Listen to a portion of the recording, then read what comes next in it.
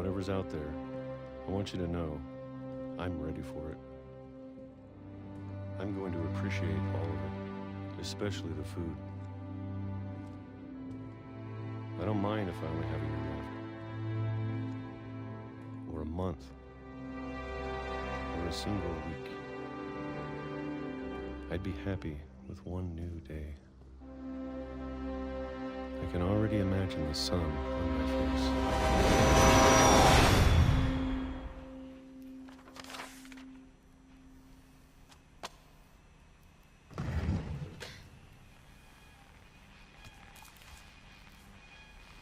Walter died when I was 6. I can't believe my mom never told me he was down here.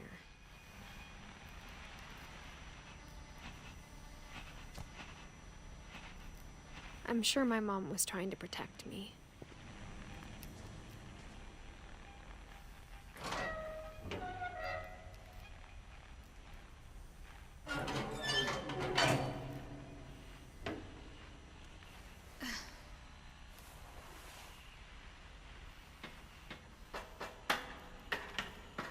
Maybe she was afraid I'd end up like Walter. But if she never told me about an uncle under the house, I can only imagine what else she was hiding. I don't want to make the same mistakes she made. Trying to bury something that's still alive.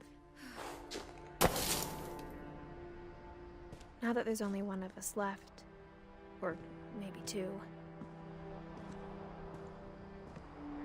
I thought it was time I heard the stories for myself and found out what happened to everyone else. But now I'm worried the stories themselves might be the problem. Maybe we believed so much in a family curse, we made it real.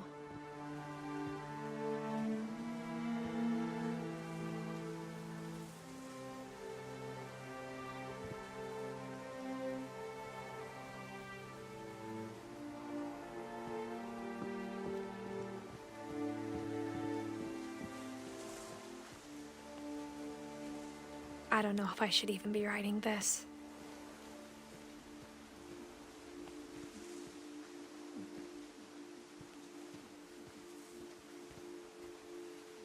Maybe it'd be better if all this just died with me.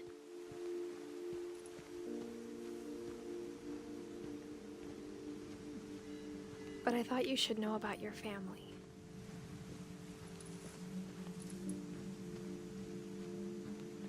And the history you're a part of.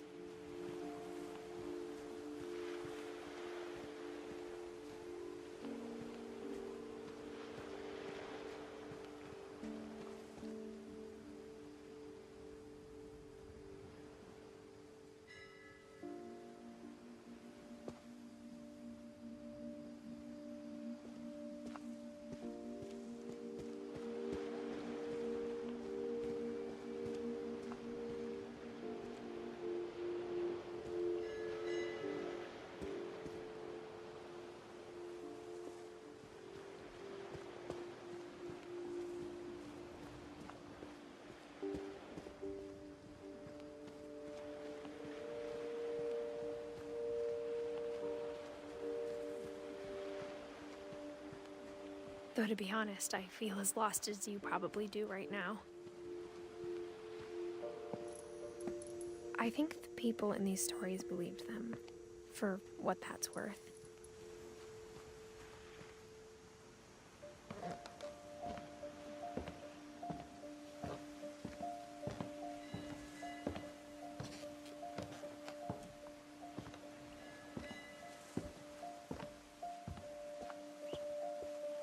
And when you look at the house, that history of imagination and stubbornness and madness, any of it seems possible.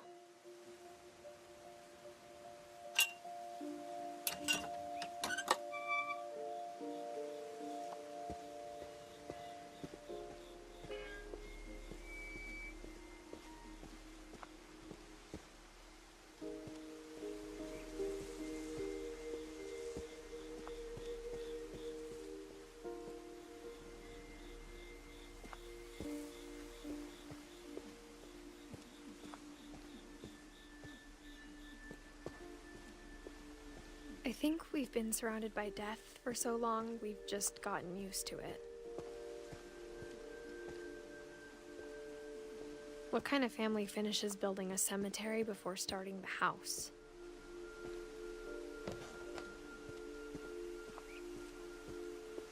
It's embarrassing for me to admit this, but the pet cemetery made me more uncomfortable than the human one. 3 of the gerbils were mine, and 2 had been my fault.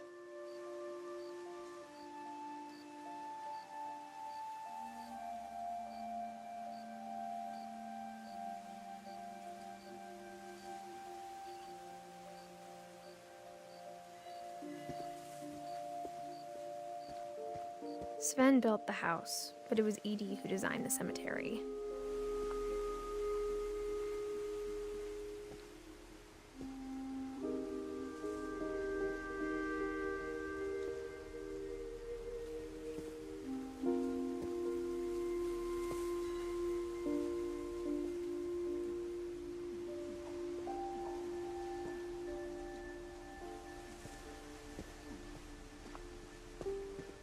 I'm sure Odin's monument had been Edie's idea.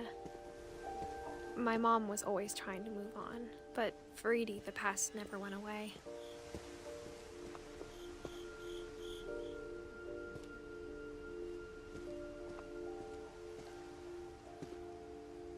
She could see it poking out of the water at low tide.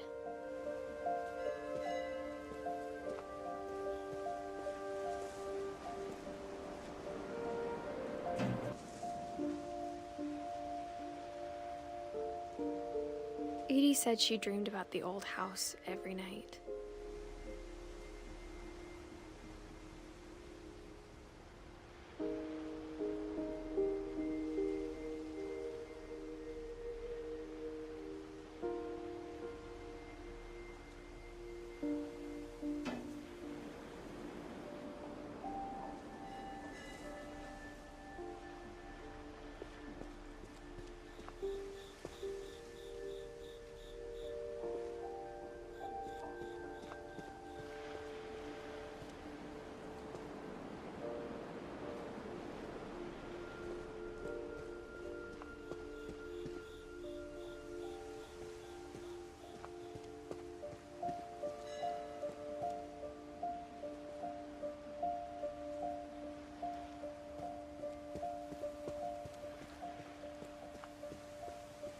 Edie's side was always easier for me to understand. But the older I get, the more I can see where my mom was coming from. Her dad had been pretty strict, but it wasn't enough to save her brothers. She was just trying to do better. She lost 2 of her brothers, just like I did. I get why she tried so hard to protect us.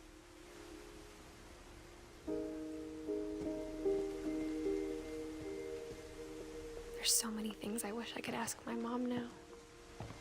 Part of me thinks this is what she wanted all along. For me to come back someday and find everything out for myself.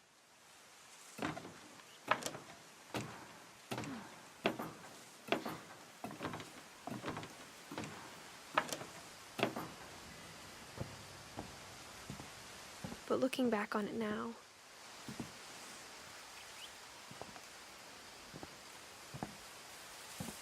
if she told me there was going to be so much climbing, I never would have come when I was 22 weeks pregnant.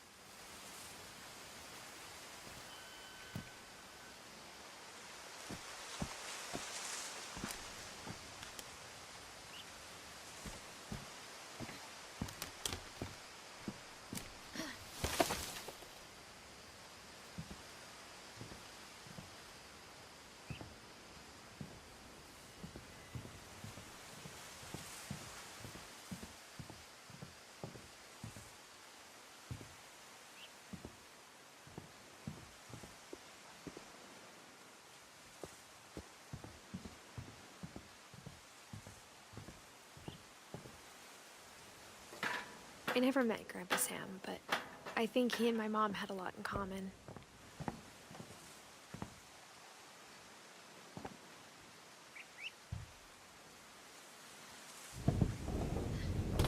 They were both pretty intense.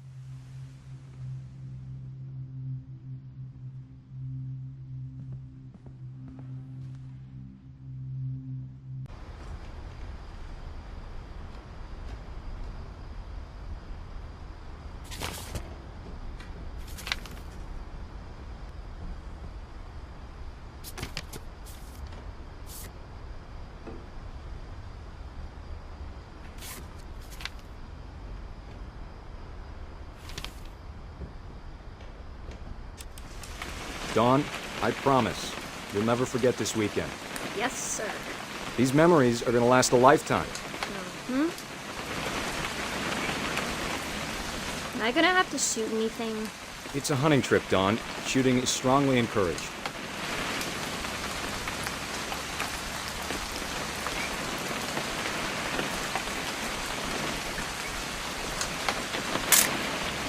Shouldn't we be leaving? Just want to get a shot of you, Dawn, then we can take off.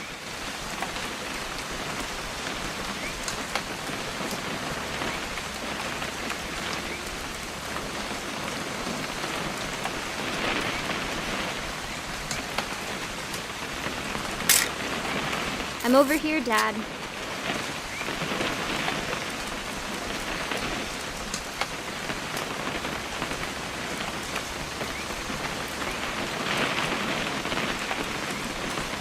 What?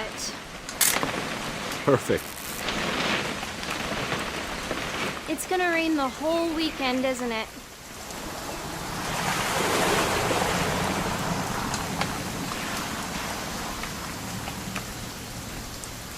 Please just take the damn picture. Hey, language. I will never forget this weekend, Dad. That's the spirit. Okay, got it. I'm gonna take some pictures, okay? Just be careful. That camera's older than you are.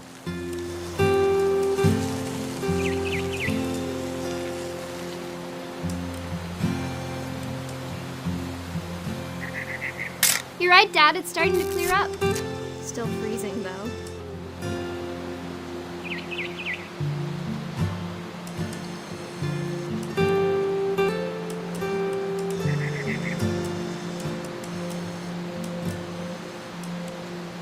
Aw.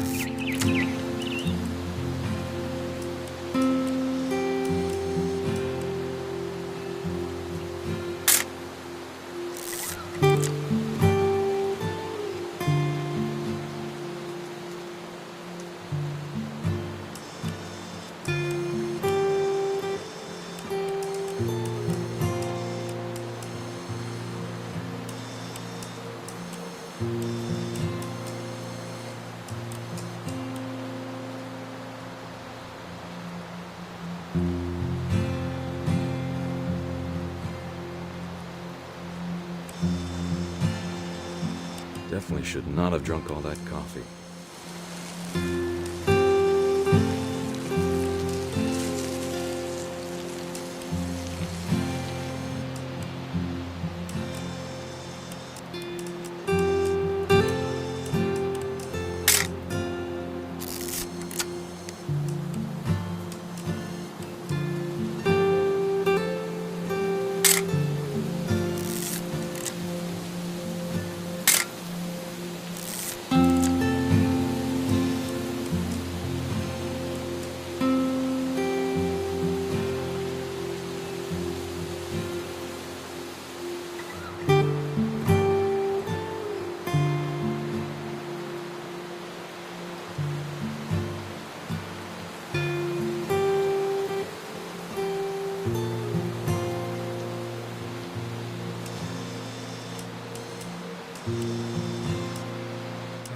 Nothing quite like being outside. Hold still while I take a picture. Hey! That's a keeper. I'm just saying, I'm not always gonna be here, Dawn. You'll need to remember this stuff, if you want to survive. I'll be fine, Dad. You know who else thought he was gonna be fine? Some guy who died. Dawn, I'm being serious. I know, Dad. You're always serious. Doesn't being out here make you want to chill out? Well, to tell you the truth, I haven't been out here in 20 years. Don, don't you think you could find something more interesting to photograph? You don't need to waste any more film on me, kiddo.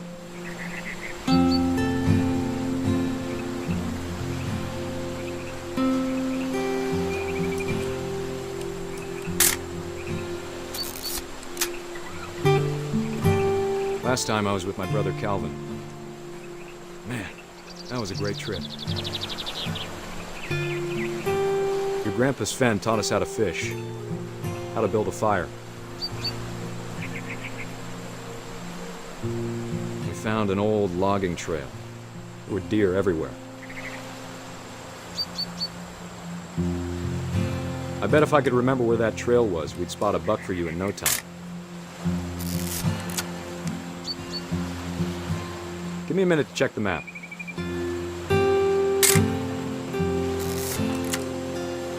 Dad! Good eyes, Don.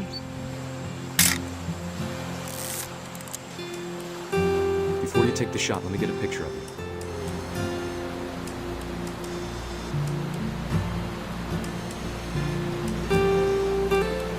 Dad, I... Just breathe. Turn off your imagination. Focus on your target.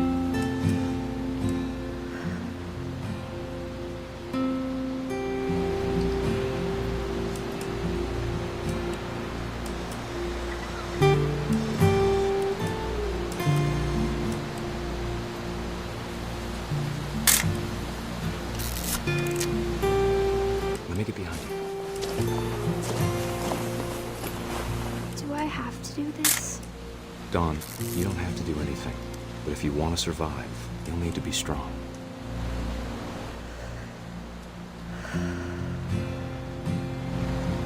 Now keep yourself squared up, elbows down, like we practiced, whenever you're ready. Great shot, Don!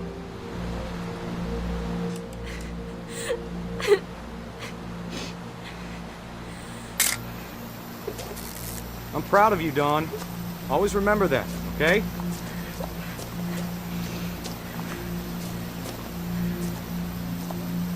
Dad, it's twitching. I think That's it's totally some- normal, Don. Just focus on the camera. Try not to think about... Dad!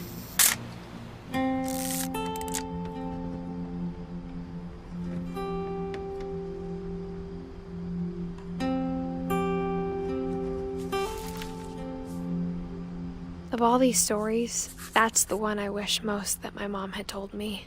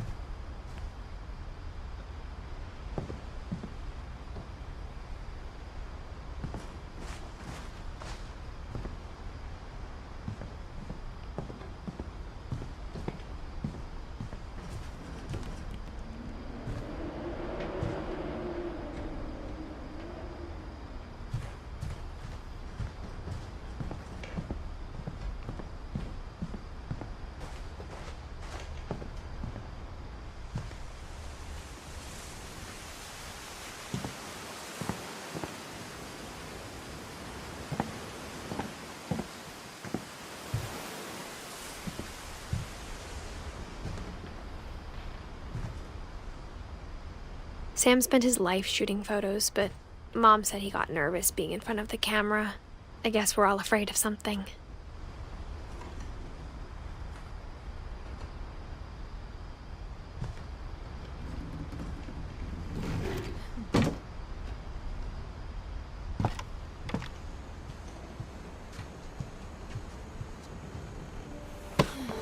After Sam died, my mom and Edie got really close. They'd both lost a lot.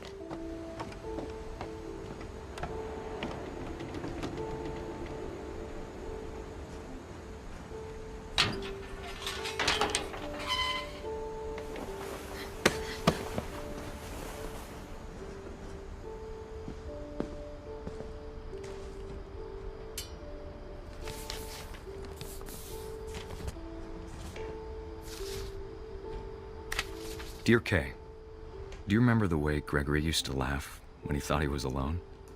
Like something funny was happening, but only he could see it.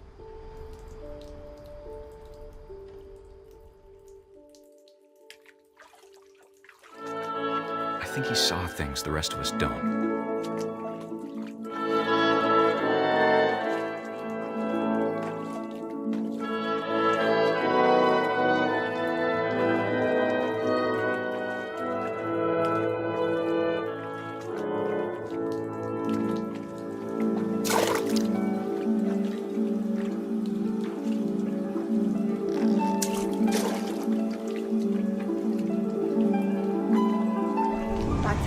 Gregory, it's time to...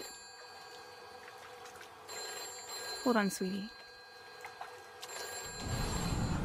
Hello? Sam, I told you I don't want to talk right now. I wonder what he saw.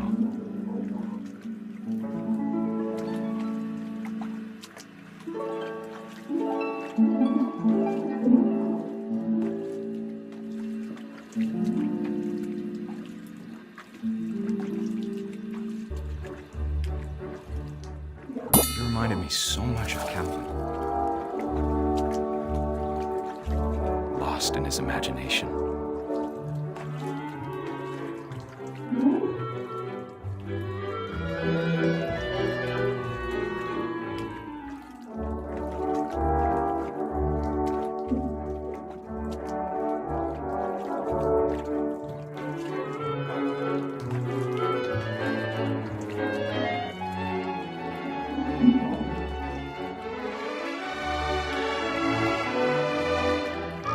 Whatever it was he saw, it sure made him happy.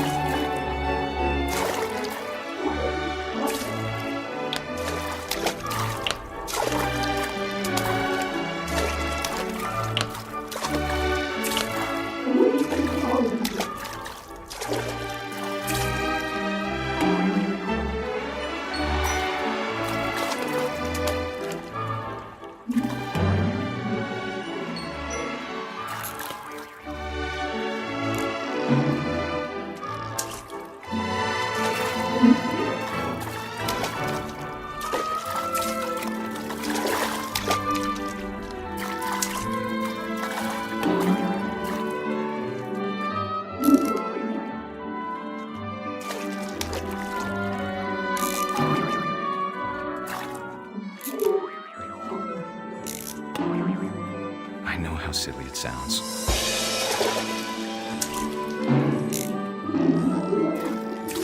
But I worried about a baby being too happy. But I could feel him slipping away. Sorry about that, Gregory. I know you did everything you could. Maybe if I hadn't called that night. Damn it. Hold on, I don't want Gregory to hear this.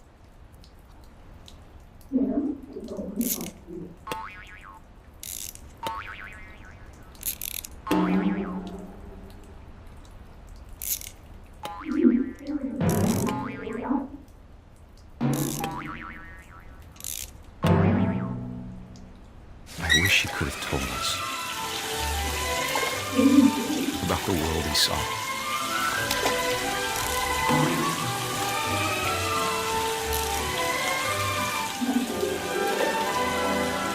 There's so much I don't know. understand.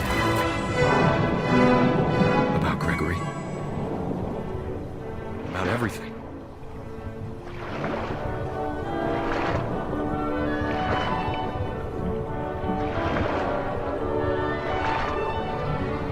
But I know what happened wasn't your fault.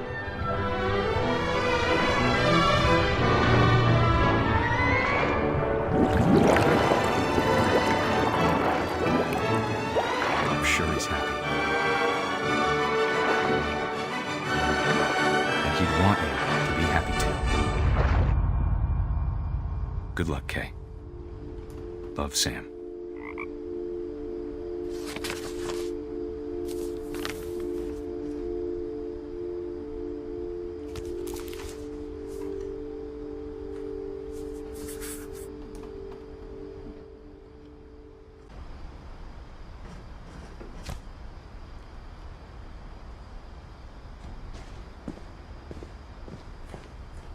I can't imagine my mom ever writing poetry, and yet...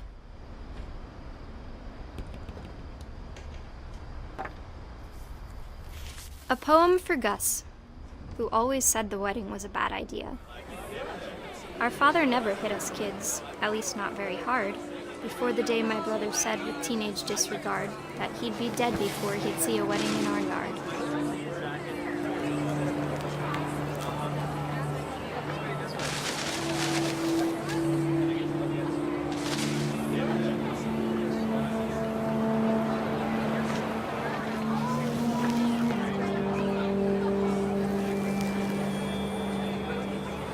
My father made him come, of course, but Gus stood far apart, just flew his kite and bottled up the storm inside his heart.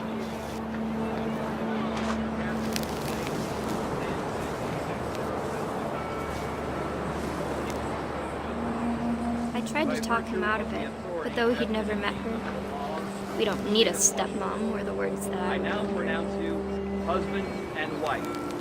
You may kiss the bride.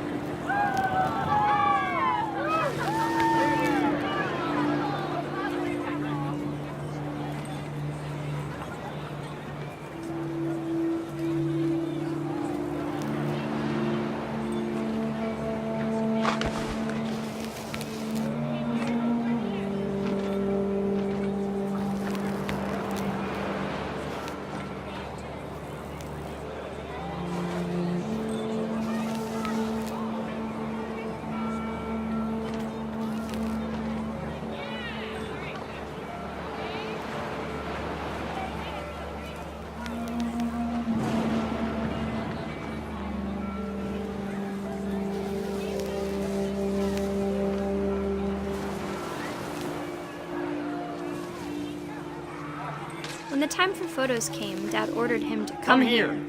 But Gus declined, and as a sign held up his middle finger.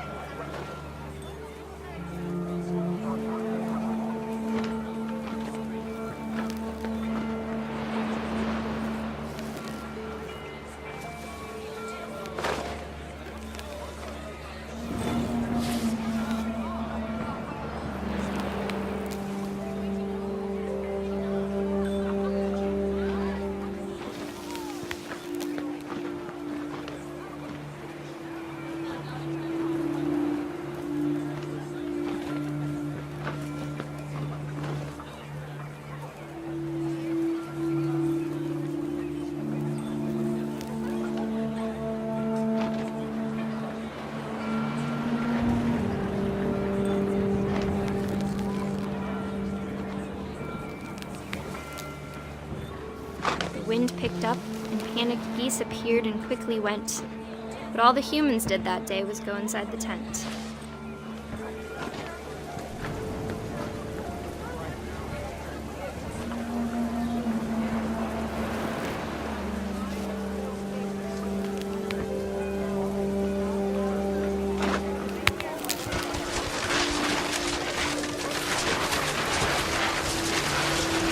The rain came down in buckets then, but no one seemed afraid that nature might destroy the tent our dad had crudely made.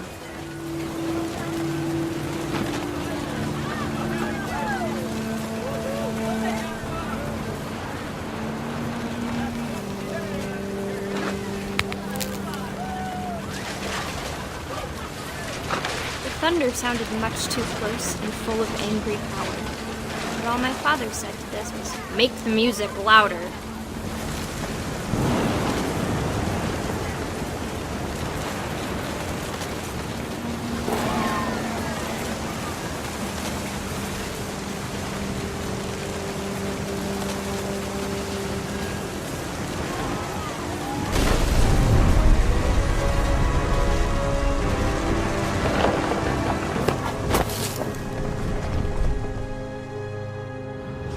I wish that I could truly say I thought about you on that day. Out there on the beach alone, just you, the wind, the sea, and foam. But I didn't, until we found you.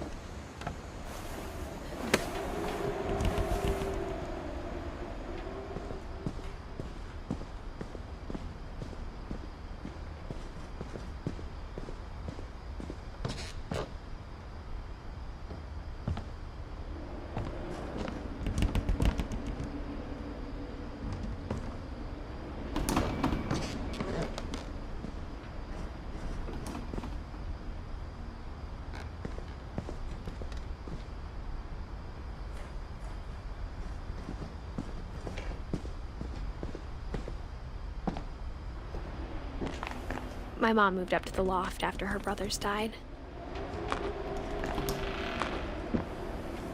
At the time, it was as far away as she could get.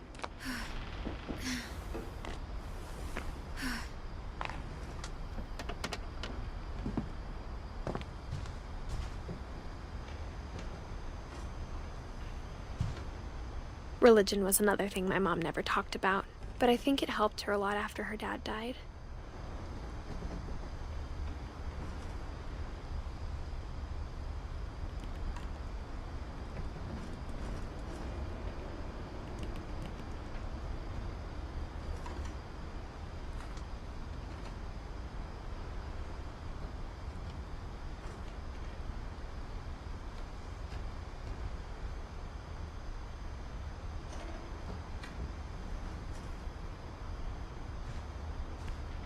She spent a summer building houses in Calcutta, where she met my dad, Sanjay.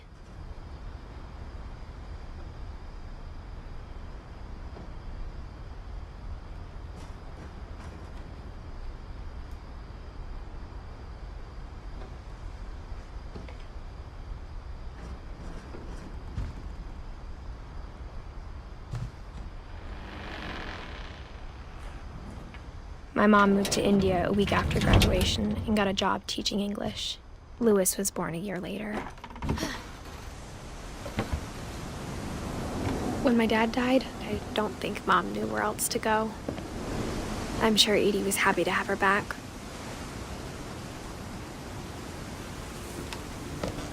The house had to get a little bigger, but Edie was used to that. And for a while, things were good, almost normal.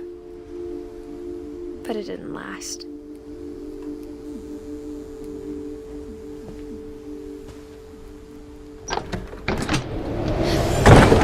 The beginning of the end was Milton's 10th birthday, when Edie gave him a castle.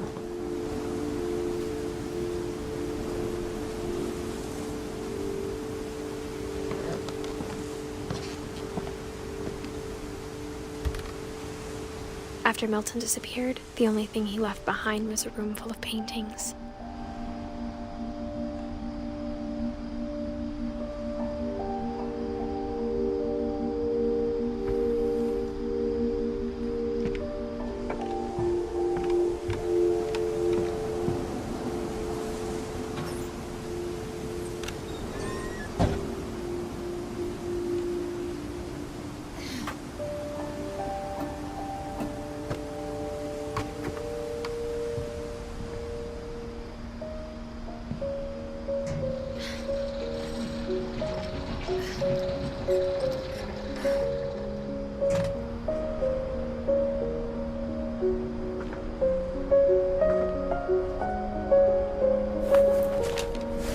Milton Finch in The Magic Paintbrush.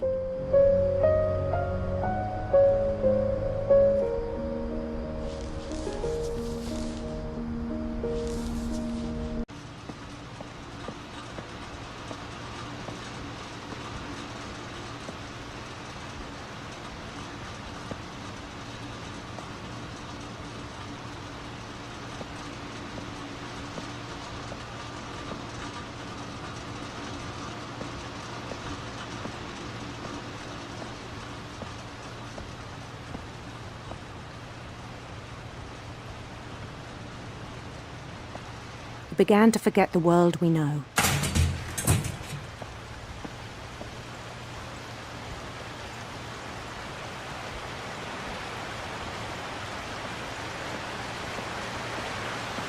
I think it pained him to remember Louis, the cannery worker.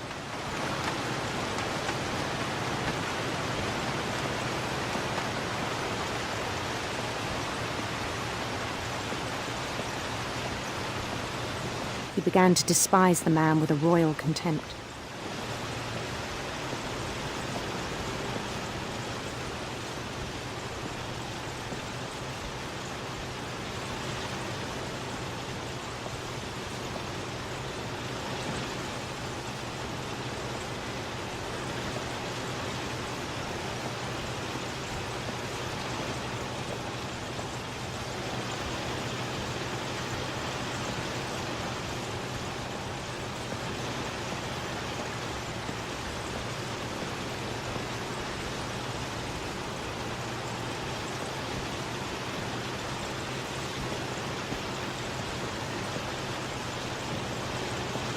I still thought I could save him.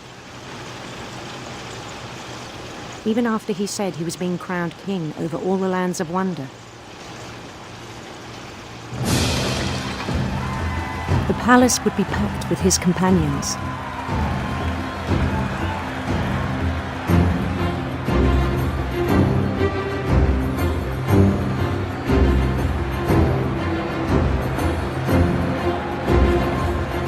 Including the wise Calico who'd insisted on inviting him.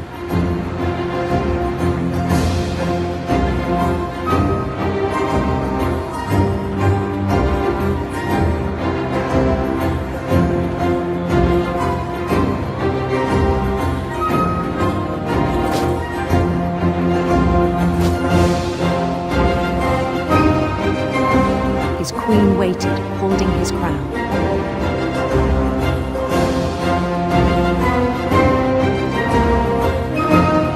There was only one thing left to do.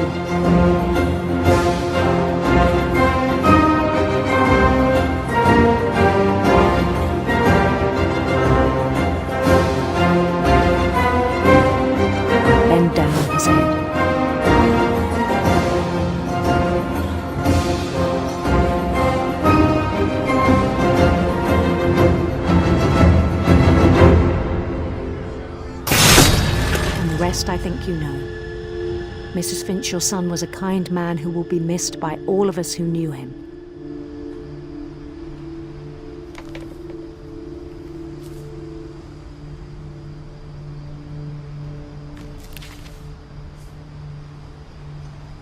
My brother was really cool. I wish you could have met him.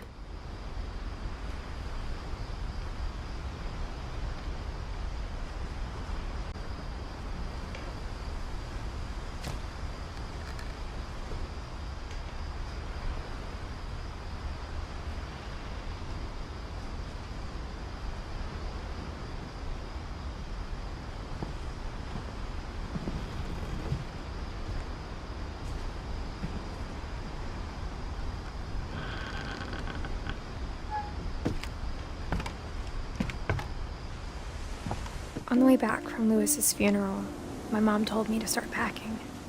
She waited until the day before we left to tell Edie. I'm not sure if she wanted to make it easier or harder. I wish we'd stayed. But I understand why we left.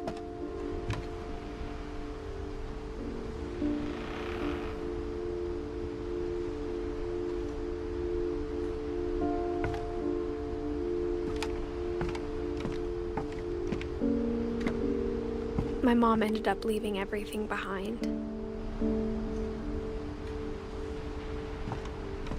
What happened that night had been coming for a long time. Maybe it should have come sooner.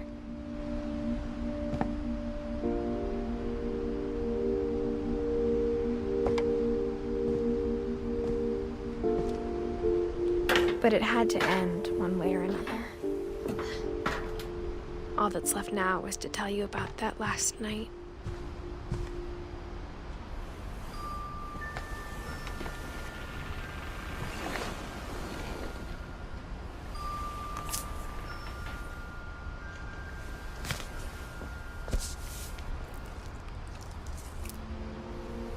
That whole last day, Edie just watched us pack and didn't say a word. Until supper, when she raised her glass and said, "To our final night together, and all our final nights apart." Grandma, you know what I said about alcohol. Some of your medications are very Edith, specific. I left a present for you in the hallway. Why don't you go open it? The grown-ups have to argue now. I'm sorry, you're right. We're all leaving tomorrow. Let's just enjoy our last... I'm not leaving. Edith, you're excused.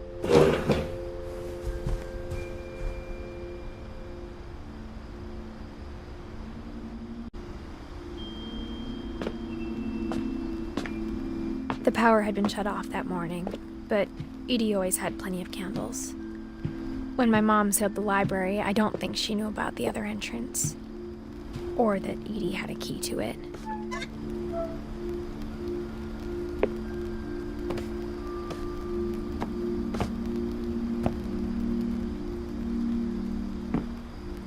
That thing you're afraid of isn't going to end when you leave the house. Edith has a right to know these stories. My children are dead because of your stories. I think it's best if Edith and I leave tonight. We'll have the nursing home send a van for you in the morning, okay?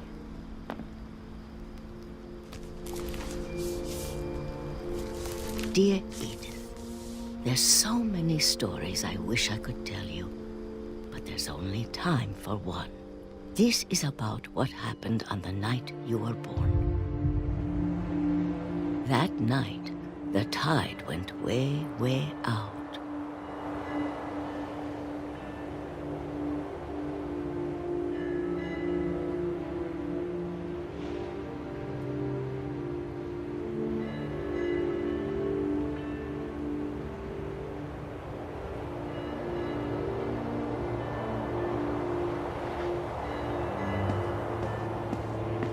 It was the first and last time I ever saw the old house aground.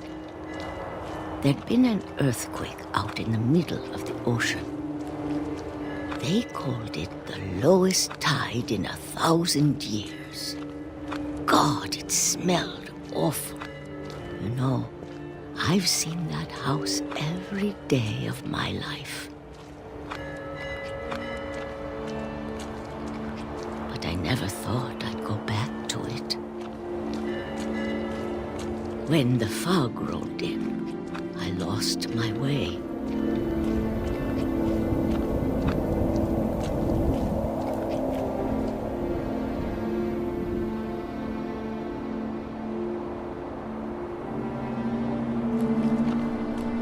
I got turned around.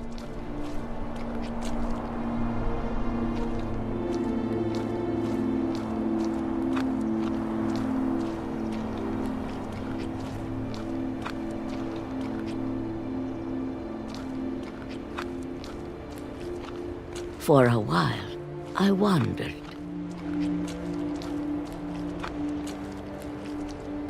I started seeing things.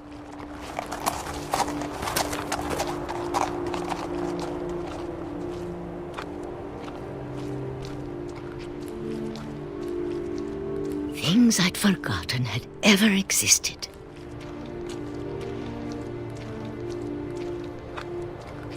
But when I saw them, they felt like old friends. That night, a lot of things came back to me. Or maybe I came back to them.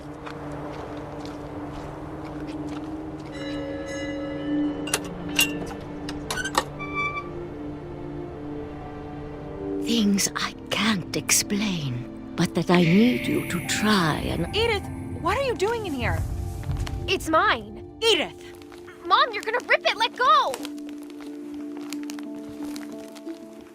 I kicked and screamed, but Mom dragged me to the car.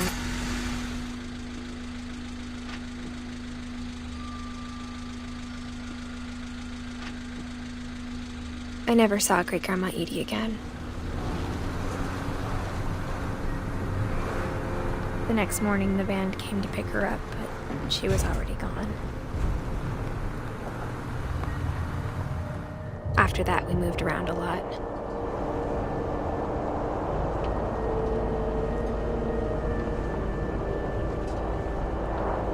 We both tried to make the best of it.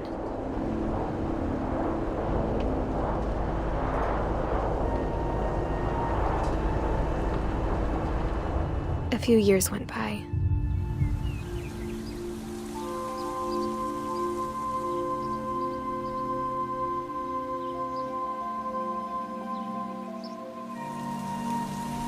My mom didn't like to talk about it, but she started getting sick a lot. The rest happened pretty quickly.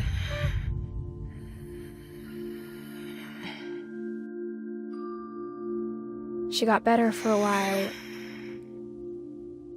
and then she didn't.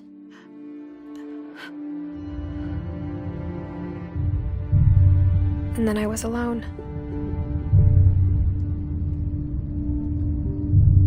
The last finch left alive.